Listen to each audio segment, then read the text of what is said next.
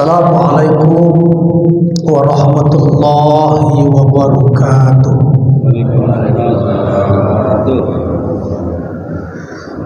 Alhamdulillahirabbil alamin wa bihi nasta'in ala umuri dunya waddin. Salatu wassalamu ala asyrafil anbiya'i wal mursalin wa ala alihi wa ashabihi ajma'in. Asyhadu an la ilaha illallah, asyhadu anna Muhammadar Rasulullah sallallahu alaihi wasallam allazi la nabiyya ba'dah. Rabbi shrah li sadri wa yassir li amri wahlul 'uqdatam min lisani yafqahu qawli. Bersyukur kita kepada Allah dengan senantiasa ucapkan alhamdulillahirabbil alamin. Subuh ini jantung hati kita masih berdetak, langkah kaki masih ringan, tangan masih bisa kita ayunkan, dapat pula berkumpul subuh ini dalam rangka salat subuh berjamaah. Itu semua berkat kasih sayang Allah buat kita semua. Mudah-mudahan kita mampu untuk mensyukuri atas semua yang Allah berikan kepada kita. Bersalawat kita kepada baginda Nabi Muhammad sallallahu alaihi wasallam, Nabi yang paling kita cintai, dengan ucapan Allahumma sholli ala sayyidina Muhammad wa ala ali sayyidina Muhammad. Kita berharap dan bermohon kepada Allah nanti di hari kiamat kita mendapat syafaat. Kita bermohon kepada Allah nanti kita bersama Nabi Muhammad sallallahu alaihi wasallam di syurga Al-Jannatul Firdaus. Amin ya rabbal alamin. Serta muliakan orang-orang tua, alim ulama, para ustaz, para kiai, segenap bapak pengurus Masjid As-Sahal beserta jajarannya, bapak imam, mudah-mudahan sehat selalu, bapak ibu semua, anak-anak juga hadir pada subuh hari ini. InsyaAllah kita yang hadir di Masjid As-Sahal ini semuanya hamba-hamba dicintai, diberkahi, dimuliakan Allah Subhanahu wa ta'ala. Amin. Apa kabar bapak-bapak semuanya? Sehat? Alhamdulillah. Sudah sarapan? Belum. Sudah mengopi? Belum. InsyaAllah habis tausiah ini ada sarapan bersama di rumah masing-masing. Ibu-ibu di belakang apa kabar? Sehat ya? Badannya sehat? Alhamdulillah. Hati sehat? Alhamdulillah. Yang penting semuanya sehat. Nah, subuh ini kita akan membahas sebuah tema ya tentang birrul walidain, berbakti kepada kedua orang tua. Namun semalam Pak Ketua bilang tema kita Ustaz kewajiban orang tua terhadap anak. Nanti lain waktu kita akan bahas. Kita pelan-pelan dulu, nanti terlalu keras Ustaz satu nanti hilang jemaah nanti Pak Ketua. Kena awak nampaknya nih. Kita setidaknya pasti anak daripada ayah dan ibunda kita. Kita akan merujuk dalam Al-Quran surat Al-Isra ayat 23 dan surat Luqman ayat 14. A'udzu billahi minasyaitonir rajim.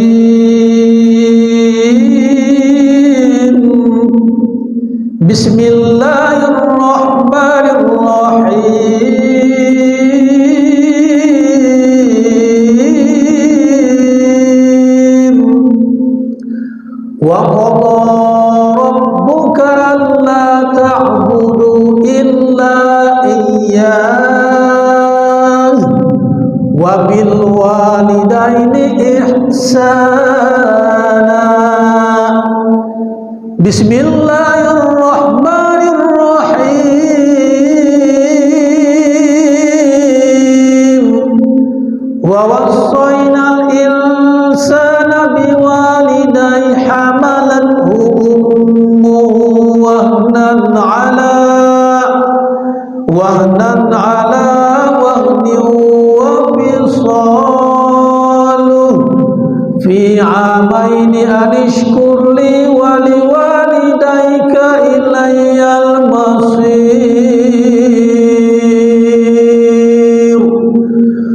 Shadaqallahul azim.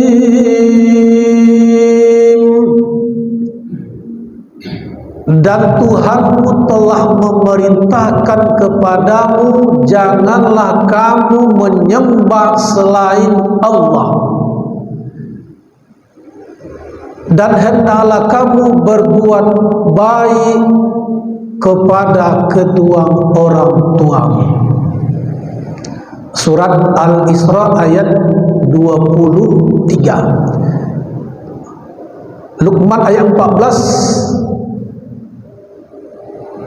Kami mewasiatkan kepada manusia, hendaklah dia berbuat baik kepada kedua orang tuanya.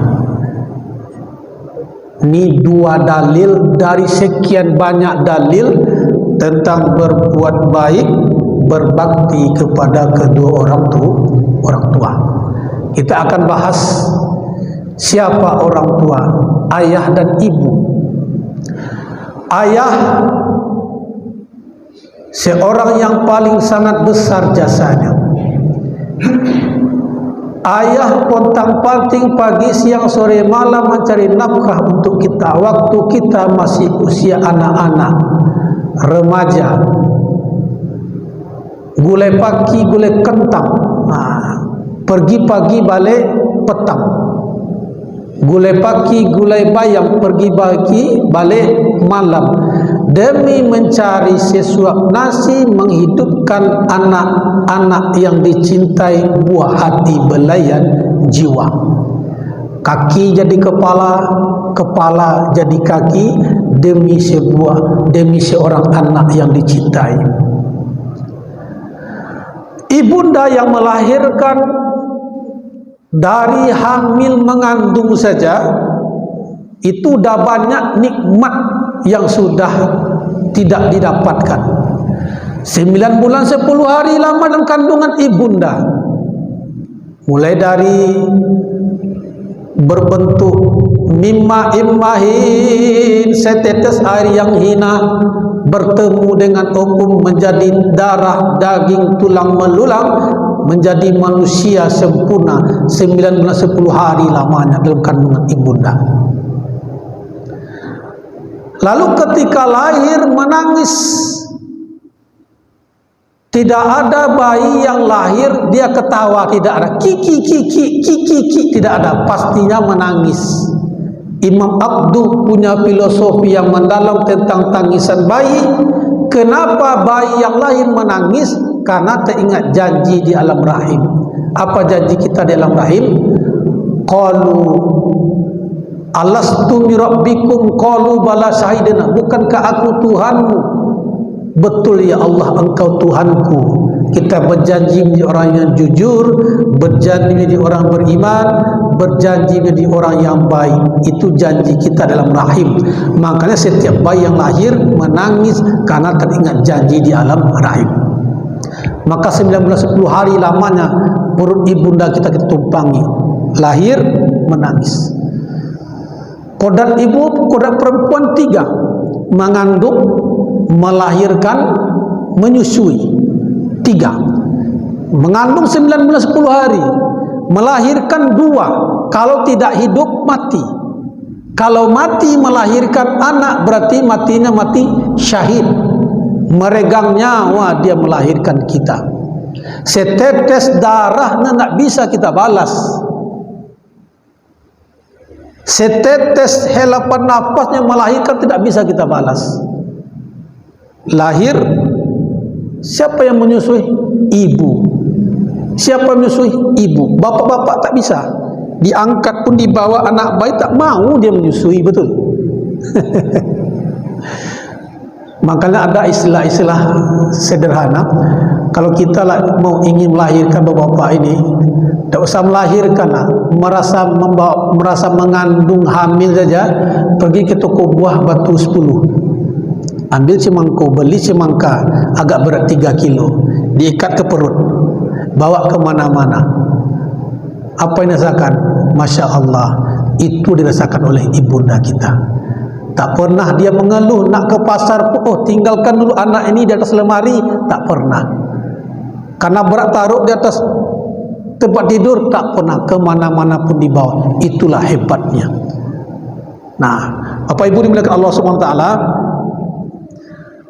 makanya ketika sahabat bertanya kepada Rasulullah, wahai Rasulullah, siapakah yang pertama kali kita muliakan? Kata Nabi, ummuka, ibumu.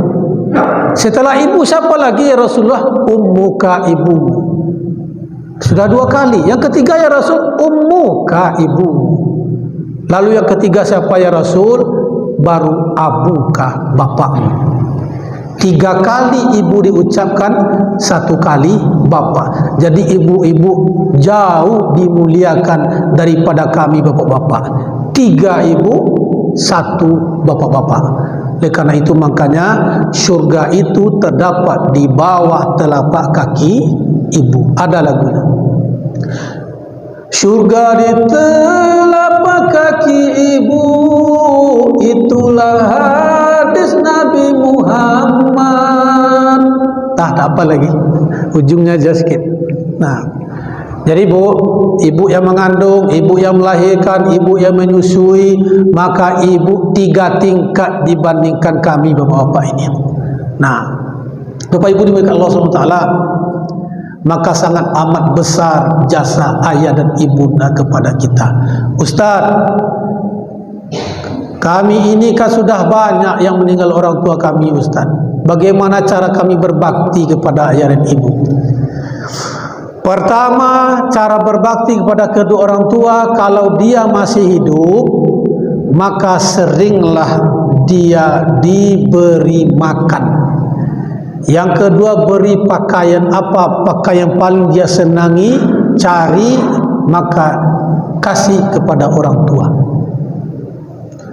Kalau kami orang tua jauh di kampung, di Padang, Sumatera Barat, setidaknya telepon, karena tak bisa berkunjung, tidak bisa bertatap muka, tidak bisa berjumpa, maka selagi ada orang tua, sayangi dia, perhatian kepada dia. Ketika dia meninggal nanti, ketika itulah kita akan menyesal. Rindu kita dengan nasihatnya, rindu kita dengan petua-petuanya, tapi apa yang tidak dikata, dia sudah meninggal dunia.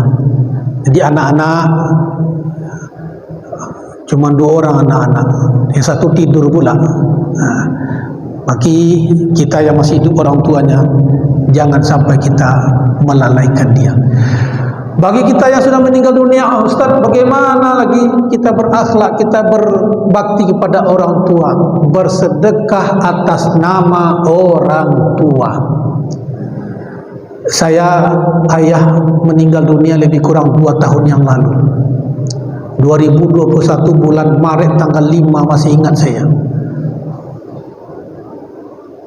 Bersedekah, ada duit, saya bersedekah. Ya Allah, saya bersedekah atas nama ayah saya, ya Allah, bismillah. Apa yang ditunggu lagi? Yang ditunggu adalah ketika anaknya bersedekah untuk orang tua, akan mengalir pahala. Berkurban, saya kirim duit ke kampung. Berapa di kampung berkurban? 2 juta pas. Saya kirim duit 2.500.000. Kirim duit 2 juta. Berkurban atas nama orang tua ayah. Itu yang akan sampai. Itu yang akan dia tunggu lagi. Dia tidak berguna harta, tidak berguna lagi rumah, tidak berguna lagi semuanya. Yang berguna apa? Ketika kita mengirimkan untuk beliau yang namanya amal jariah, sedekah atas nama orang tua. Nah, jadi Bapak Ibu yang sudah meninggal orang tuanya, perbanyaklah bersedekah. Nah, kemudian mendoakan. Setiap hari, setiap waktu, setiap selesai sholat, kita berdoa kepada Allah, Rabbighfirli wali walidayya warhamhuma kama rabbayani shaghira. Ya Allah, ampuni dosaku ya Allah, ampuni dosa kedua orang tuaku ya Allah, kasihanilah mereka ya Allah sebagaimana mereka mengasihiku di waktu kecil. Maka doa dari anak tidak ada hijab. Doa dari anak untuk orang tua tidak ada penghalang sampai kepada orang tua. Makanya yang dicari adalah, yang diinginkan orang tua untuk anaknya adalah yaitu anak yang soleh. Kalau anaknya soleh, dia tahu agama, didoakan orang tua. Kalau anaknya soleh, dia bersedekah untuk orang tuanya. Maka andainya ada orang yang lupa dengan orang tua, bahkan dia menghardik, bahkan dia mencaci maki, bahkan dia sampai membunuh orang tuanya, na'udzubillah summa na'udzubillah. Banyak kita lihat kejadian orang tua sampai-sampai dilawan, sampai-sampai dia hardik, sampai dicaci maki, sampai-sampai ada yang dibunuh orang tuanya. Bapak Ibu dimuliakan Allah SWT, zaman sekarang ini zaman sangat canggih. Zaman sekarang ini zaman sangat maju dan modern. Maka akan menjadi perubahan nilai-nilai akhlak baik kepada keluarga dan juga kepada kedua orang tua.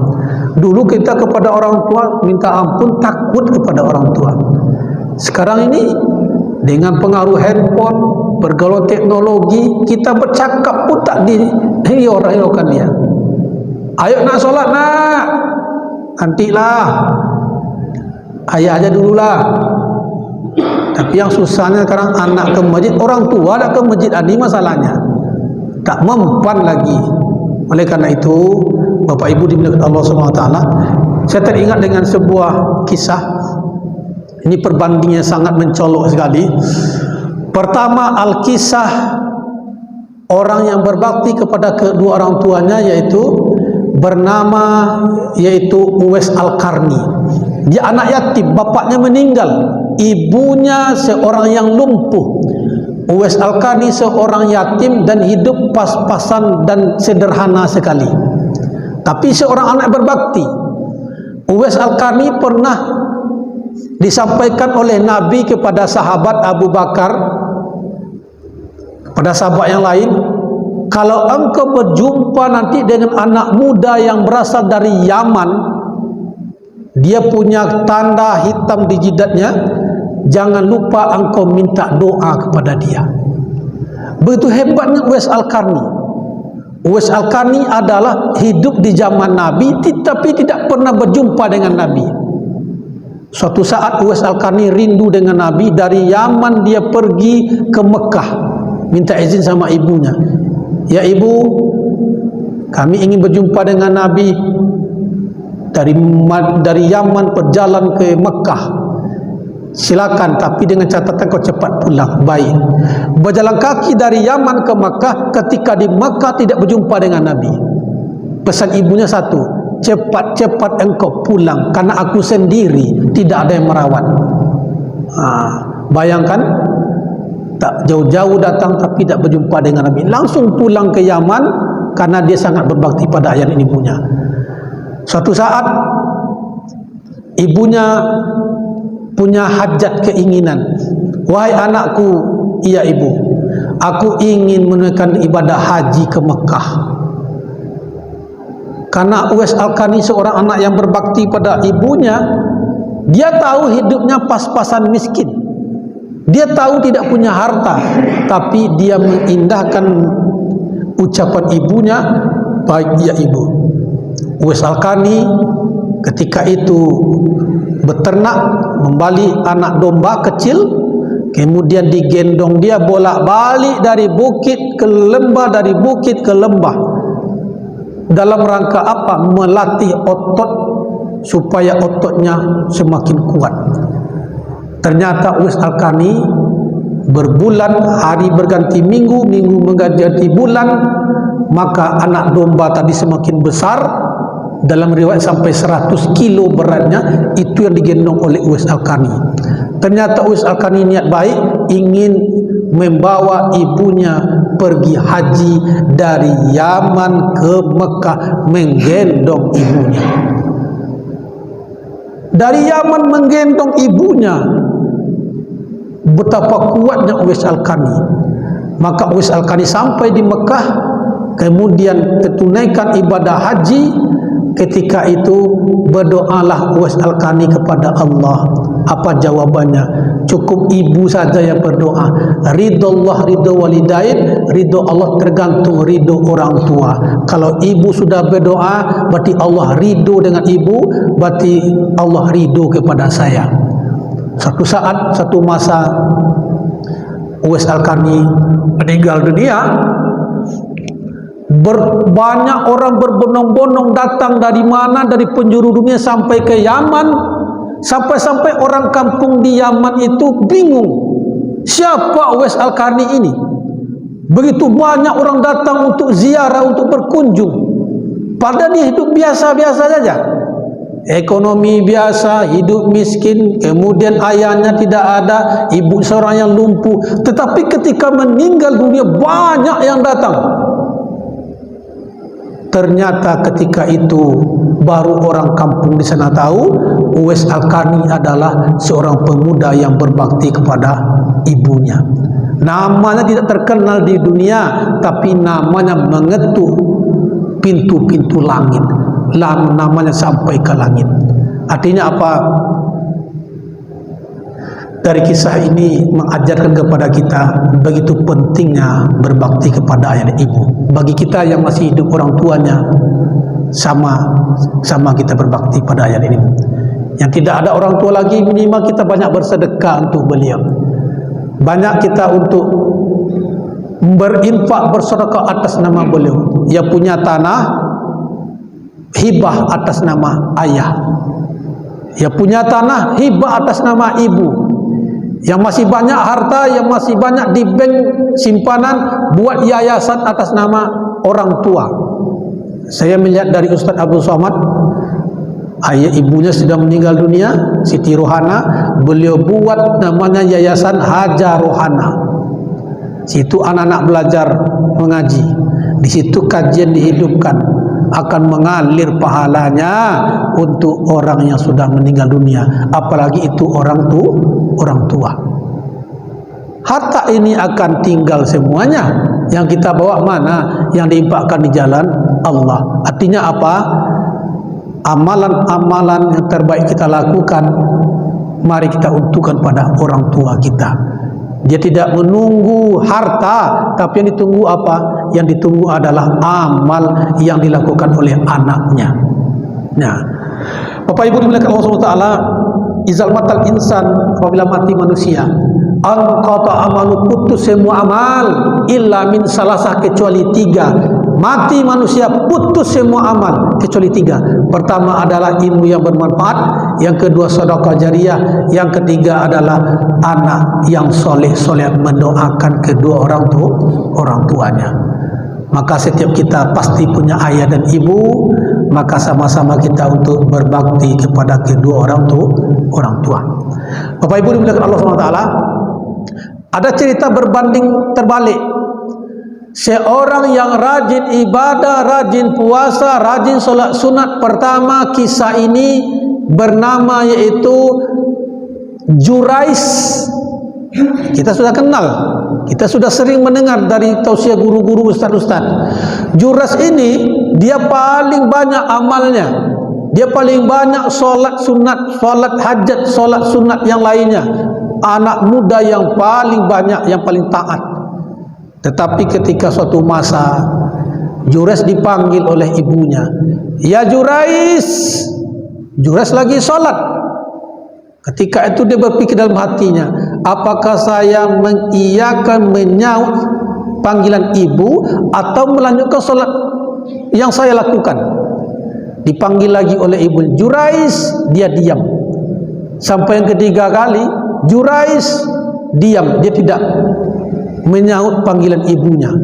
Ketika itu rusak, sedih, kecewa ibunya. Lalu ibunya berdoa, "Ya Allah, jangan engkau cabut nyawa Jurais ya Allah sebelum dia bertemu dengan orang yang tidak baik, yaitu orang yang pezina, dengan orang yang suka maksiat. Jangan kau cabut doanya ya, jangan kau cabut nyawanya ya Allah sebelum dia bertemu dengan orang perempuan yang tidak baik." Allah kabulkan doanya. Makanya ibu-ibu, bapak-bapak, doa orang tua adalah manjur, dan doanya manjur, makbul, sumpahnya pun makbul. Maka satu ketika Jures, dia banyak ibadahnya, banyak sholatnya. Ketika itu ada perempuan, dia mengaku dihamili oleh Jures. Siapa yang menghamil kamu? Perempuan. Yang menghamilku adalah Jures. Datang orang kampung, Jures, engkau anak muda yang taat, banyak amalmu, ternyata ini pekerjaanmu, engkau sudah menghamili perempuan ini. Kata Jures, saya tidak ada. Ini kata perempuan yang kau hamili. Baik, kalau begitu kita tunggu anak ini lahir. Baik, kesepakatan terjadi. Ketika anak ini lahir, ketika itulah anak bayi ini ditanya oleh Jures, "Hei Fulan bin Fulan, siapakah ayahmu?" Maka bayi yang bisa berbicara dua. Pertama Nabi Isa, yang kedua adalah bayi ketika Jures menyuruh anak bayi ini, ketika dia ditanya oleh Jures. Dua cuman. Siapa ayahmu? Dijawab dia oleh bayi tadi, ayahku adalah si tukang gembala kambing, tukang gembala kebun yang di sebelah. Kalian tahu kan? Bukan saya mengambilinya. Bisa berbicara bayi, Pak. Ketika itulah Allah tunjukkan kuasanya. Karena ini orang baik Jures, karena tidak mengindahkan cakap ibunya, berdoa ibu dikabulkan Allah. Padahal anak yang baik, anak yang soleh. Hati-hati bercakap, semarah apapun kepada anak, jangan sampai untuk mengucapkan sumpah serapah. Anak antu. Anak antu berarti ibu hantu. Ayah hantu. Kalau marah jangan sampai sumpah serapah. Kalau marah, calon bupati. Jadi bupati dia nanti, Pak. Calon anggota DPRD. Jadi DPRD dia nanti. Maka hati-hati dalam kehidupan ini, semarah apapun orang tua pada anak, jangan sampai membuat sumpah serapah.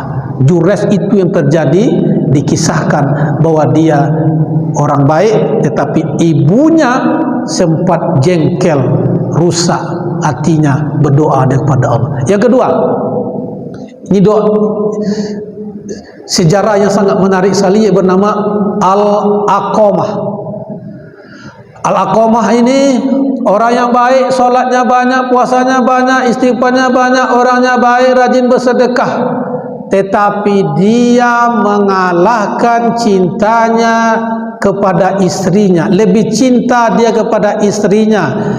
Dia tidak sayang sama ibunya karena terhalang dengan istrinya. Maka ketika itu ibunya sangat kecewa dengan bernama Al-Qamah ini.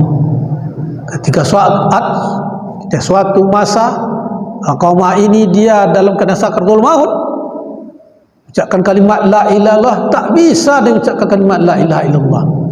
Sampai-sampai sahabat bertanya kepada Rasulullah, Al-Qamah meninggal dunia tak bisa-bisa ya Rasulullah, padahal dia sudah najak, dia sudah sakaratul maut ya Rasulullah. Lalu Rasulullah mengutus sahabat bernama Bilal, coba engkau tengok ke sana apa yang terjadi pada Al-Qamah. Padahal dia orang baik, banyak solat, banyak infak, banyak sedekah, banyak tahajudnya. Kenapa di akhir kalamnya susah matinya? Maka Rasul pun bingung, ada apa dengan anak muda ini. Ketika itu tidak bisa juga. Sampai-sampai Rasul bertanya, mana ibunya? Masih hidup ibunya? Masih. Panggil ibunya.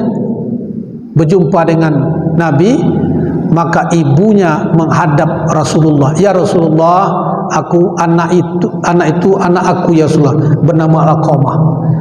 Lalu kenapa ibu? Ada masalah dengan ibu? Iya ya Rasulullah, dia lebih sayang kepada istrinya daripada aku ya Rasulullah. Dia tidak pernah mengindahkan cakapku lagi ya Allah. Ya Rasulullah, tidak pernah dia membantuku lagi ya Rasulullah. Dia takut istri, dia lebih sayang sama istri, maka dia tidak menghiraukan aku lagi. Sedih ibunya. Maka hati yang rusak, hati yang sedih, hati yang kecewa, terhadap anak yang disayangi, ketika itu pula jures anak yang baik di akhir hidup susah mengucapkan kalimat la ilaha illallah. Jadi ibu mau maafkan si Alqamah? Tidak, sakit hati ini. Tidak mau memaafkannya? Tidak ya Rasulullah. Kalau tidak, hai sahabat-sahabat, kau cari kayu bakar, bawa ke sini, Al-Alqamah akan kita bakar. Disitulah tersentak hati. Siapa orang tua tidak sayang kepada anak? Ketika anak dibakar di depan orang tua pula lagi. Ya Rasulullah, tidak tega aku ya Rasulullah. Dia anakku, aku yang melahirkan, aku yang membesarkan, aku yang menyusui. Aku tidak sanggup melihat anakku Al-Alqamah dibakar di depan mataku. Oleh karena itu, aku memaafkan dia Al-Alqamah ya Rasulullah. Ketika ucapan maaf dari ibunya, ridho ibunya, maka Al-Alqamah dengan lancar mengucapkan syahadat la ilaha illallah. Itu baru-baru hal-hal yang sepele lah. Oleh karena itu, ada seorang anak yang gagah perkasa terhalang cintanya karena ada orang cinta yang keduanya, istri. Maka adanya istilahnya laki-laki takut istri. Ayo kita bantu orang tua, ibu yuk, bapak yuk. Orang tua terus dibantu. Ini akan menghalang kita masuk surga, Pak. Betul. Oleh karena itu, orang tua yang paling utama. Orang tua adalah segalanya. Tidak bisa kita balas kebaikannya. Maka sama-sama kita untuk mencari ridhonya, berbanyak untuk mengirim amal-amal terbaik untuk dia, supaya dia mendapatkan transfer amal ibadah. Siapapun kita, apapun profesi kita, jabatan kita pun menjadi orang yang hebat, jangan sampai kita menjadi terhalang masuk surganya Allah karena tidak taat kepada kedua orang tua. Termasuk saya yang menyampaikan. Bapak Ibu dimuliakan Allah Subhanahu wa taala, ini kalau dibahas banyak sekali sejarah-sejarah tentang anak-anak orang yang hebat-hebat, orang yang baik, orang yang soleh, tetapi ketika itu tidak mendapatkan ridho dari orang tuanya, banyak lagi cerita-cerita yang lain.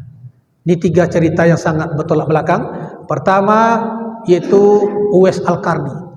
Dia anak yang berbakti, bahkan Rasul pernah menyampaikan kepada sahabat, ketika engkau berjumpa nanti dengan anak muda dari Yaman, dia punya tanda hitam di jidatnya, jangan lupa minta doa kepada dia. Apa artinya? Berbakti pada orang tua itu adalah doanya dimakbulkan oleh Allah. Ada 2 cerita, dia orang baik dua-duanya, amal solehnya banyak. Tetapi ketika dia didoakan ibunya, menjadi penghalang dia untuk menuju Allah. Ada namanya Al-Jurais, orang baik. Yang kedua ada namanya Al-Alqamah, karena dia lebih cinta kepada istrinya dan tidak mempedulikan menghiraukan ibunya. Maka orang tua akan sedih. Ketika sedih itulah ucapan-ucapan yang tidak baik dikabulkan Allah Subhanahu wa taala. Mari kita berbanyak berdoa untuk orang tua kita. Setiap hari kita berdoa sampai kepada beliau. Perbanyak bersedekah atas nama orang tua sampai pada beliau. Baca Al-Fatihah, baca zikir, baca surat-surat pendek, surat Yasin sampai kepada beliau. Apa yang nak ditunggu lagi? Yang ditunggu adalah yaitu amal-amal daripada anak-anak yang dicintai. Punya tanah kita, maka jangan lupa wakaf atas nama orang tua. Jangan lupa wakaf untuk pondok pesantren, pondok tahfiz, itu akan mengalir pahalanya. Cinta kita kepada mereka tidak ada renggangnya. Kepada kapanpun cinta ini akan terus, tidak pernah punah. Kenapa? Karena beliaulah yang telah melahirkan, membesarkan kita. Sampailah kita saat sekarang ini mempunyai segala-galanya. Itu tidak lain tidak bukan karena kedua orang tua. Lakukan amalan terbaik, sedekahnya, baca Qur'annya, ngirim salawatnya, ngirim surat-surat pendeknya, hibah, wakafnya. Itulah cara yang terbaik untuk membahagiakan orang tua yang sudah meninggal dunia. Karena berjumpa tak bisa lagi. Andaikan bisa hidup dia saat sekarang ini, kita akan menjumpa, kita akan peluk tubuhnya yang rapuh, kita akan cium peluk orang tua kita. Tapi tidak bisa karena dipanggil oleh Allah. Bagi kita yang masih hidup, orang tua sayangi dia, bersyukur. Kenapa?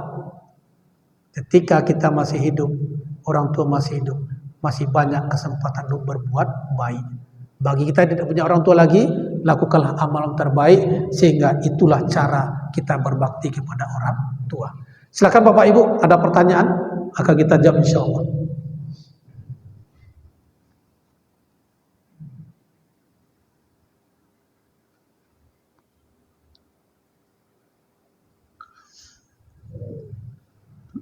Ya, agak berat nampak subuh ni.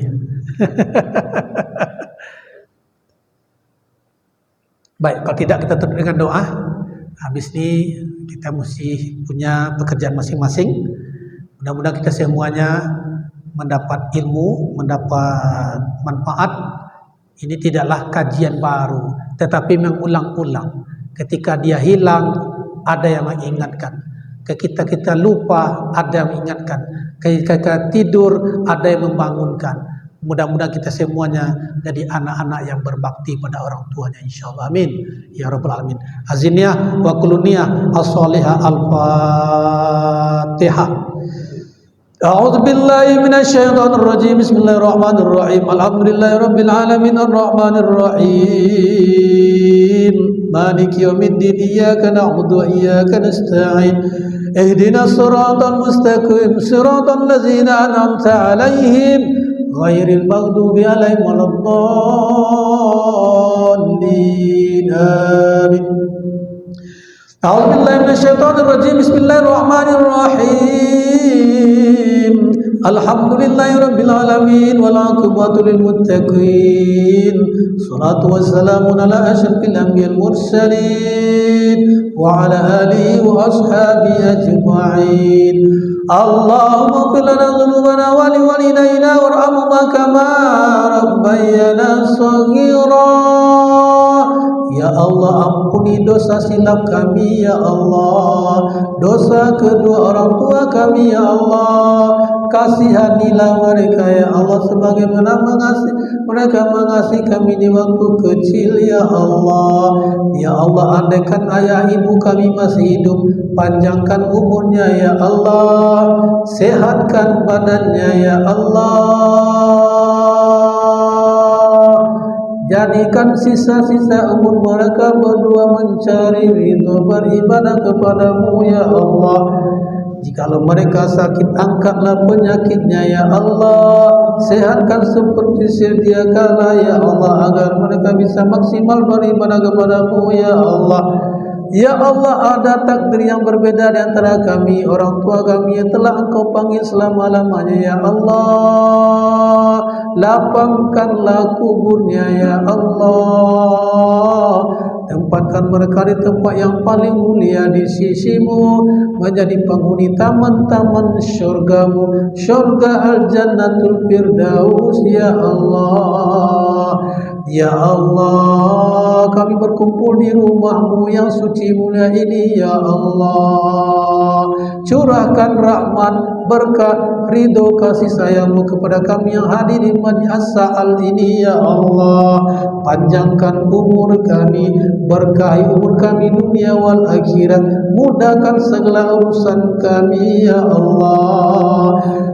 Ya Allah, Engkau telah baguskan rupa dan wajah kami, baguskanlah akhlak kami, baguskan ibadah kami, baguskan niat langkah kami mencari ridho beribadah kepadamu ya Allah. Ya Allah, takdirkan kami menjadi anak-anak yang soleh soleha, anak-anak yang berbakti kepada kedua orang tua ya Allah. Ya Allah, luaskan lapangkanlah rezeki kami, andaikan rezeki kami jauh di atas langitmu, maka turunkanlah ya Allah. Andaikan rezeki kami jauh antara barat dan timur, maka dekatkanlah ya Allah. Andaikan rezeki kami jauh perut bumimu, maka keluarkanlah ya Allah.